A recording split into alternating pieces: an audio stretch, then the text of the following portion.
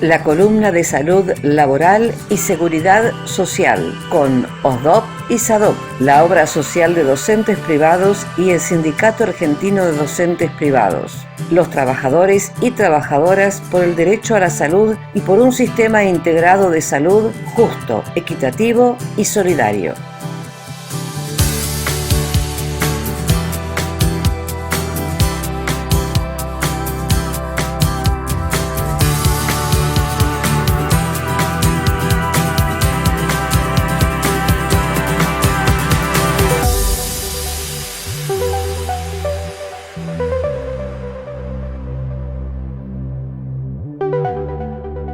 Hola a todos y todas, soy Cecilia Ciesere y vuelvo a comunicarme con ustedes para contarles lo que he ido escuchando en este segundo año de pandemia y los efectos que observo en la salud mental de los docentes. Compartir el padecer de un grupo que ejerce una misma actividad es una manera de acompañar y hacer visibles que se atraviesan situaciones similares y que tienen origen en la irrupción de condicionantes de la realidad que no pueden ser controlados por el individuo, como lo son el confinamiento y las condiciones laborales alteradas. Compartir es una manera de encontrar un referente y consuelo a lo que vivimos dentro de lo privado de los hogares y dentro de la multitud de un mundo que cambió sin aviso por un invisible virus que irrumpió sin permiso. El año pasado, que costó muchísimo atravesar, finalizó con la llegada de las vacunas y la esperanza de volver a la normalidad, sin saber muy bien cómo era. Hubo vacaciones diferentes, pero aceptables sin mucha discusión. Y el comienzo de la vacunación dio expectativas y alivio. Pero cuando la discusión se centró acerca de la presencialidad en las clases y hubo diferentes opiniones, se reinstaló e incrementó el clima de inestabilidad en que vivimos desde que enfrentamos este virus y que todavía no tenemos certezas de cómo combatirlo. Comenzaron a circular palabras para describir un escenario posible al retorno de las clases, que se demostraron vacías de efectividad para la tarea que había que enfrentar. Protocolos, burbujas, virtualidad opuesta a presencialidad, unos días de clases virtuales, otros presenciales, una semana sí, una semana no. Los padres desorientados y temerosos por perder vacantes de sus hijos, pero sin saber claramente si había que mandarlos o no a las clases. Al interior de las escuelas la desorientación fue similar. ¿Cómo seguir el protocolo? ¿Con qué elementos? Y en el estado particular de cada escuela. ¿Cómo mantener las burbujas con docentes que van a varias escuelas? ¿Cerrar la escuela cuando hay contagios? ¿O cuando las alumnas y alumnos no van? Los docentes, también progenitores, atravesaron ambos espacios de incertidumbre sin poder tener claro qué posición tomar ante tanta palabrería alejada de la realidad que vivían en los dos contextos. La desorientación se incrementó en la mezcla de las palabras presencialidad con derecho a la educación como sinónimos sin discriminarlos. También influyó la alegría y el deseo de volver a la presencialidad, que es el lugar donde se desarrolla este trabajo, las formas para lo que se han formado los docentes y por la connotación de vuelta a la normalidad que ilusoriamente incluía.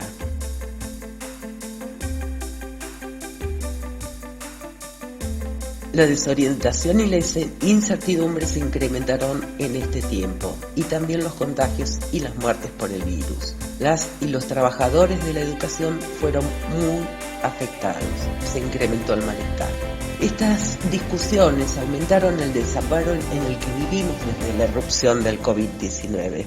El desamparo es un sentimiento inherente a la dependencia con que iniciamos la vida, donde hay un otro, la madre, que es quien comprende y da sentido a nuestro malestar. Es una situación estructurante de nuestro psiquismo y ante situaciones de trauma o incertidumbres que ocurren a lo largo de la vida, vuelve a surgir el sentimiento de desamparo originario, producto de la dificultad para dar sentido a la situación en la que se vive. Generalmente se busca quien ayude a ordenar esta realidad y muchas veces no se la encuentra.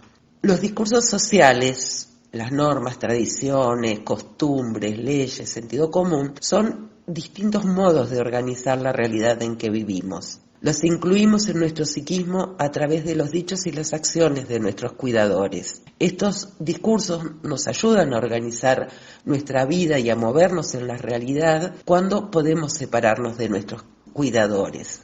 Pero cuando estos discursos se rompen y o no ayudan a organizar la realidad que atravesamos, se genera un gran aumento de tensión psíquica que impacta en forma de angustia y ansiedad.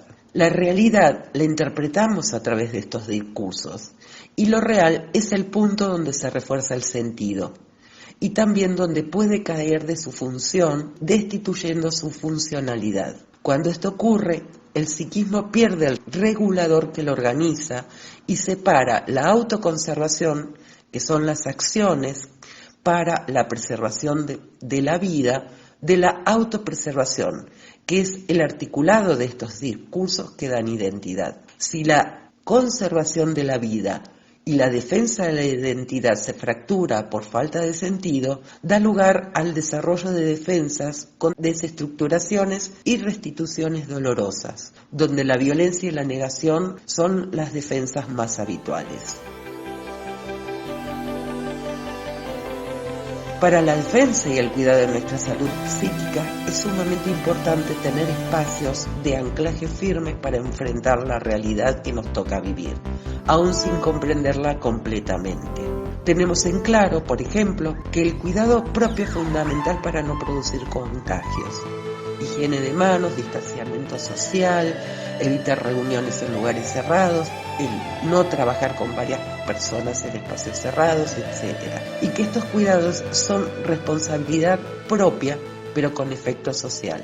Ser modelo de cuidado, transmitirlo y solicitar a otros que lo respeten, enseñar a quienes todavía pueden estar desconcertados con estas medidas, es hasta ahora la acción más confiable y segura de enfrentar la pandemia, la que baja los contagios y las consecuencias de muertes. Estas acciones en lo real no solo enfrentan al virus, también refuerzan nuestras defensas psíquicas, sabiendo que lo que hacemos tiene un sentido para nuestra conservación y de nuestros seres queridos.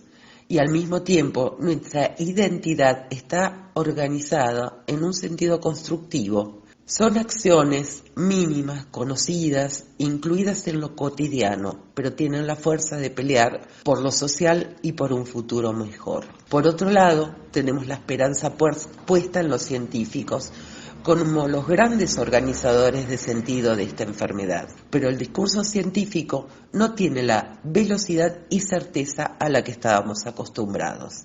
Tienen idas y venidas, contradicciones, incertidumbres sobre las acciones a tomar. Pero sin duda son los referentes indicados.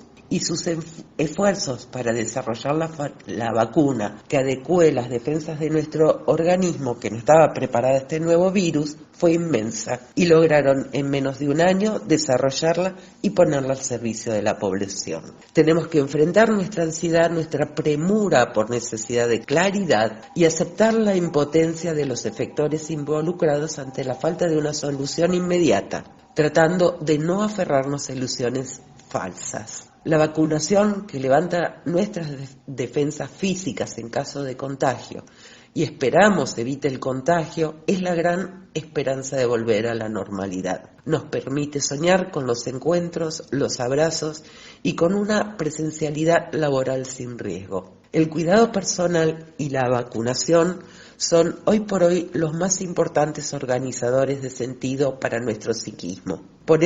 Ponerlos en marcha está en nuestras manos, porque somos nosotros los que estamos en el contexto en que nos desenvolvemos y somos los que lo conocemos. Aferrados a estas ideas sencillas, podemos reconstruir nuestros espacios con mayor seguridad, sin tanto costo para nuestra salud psíquica.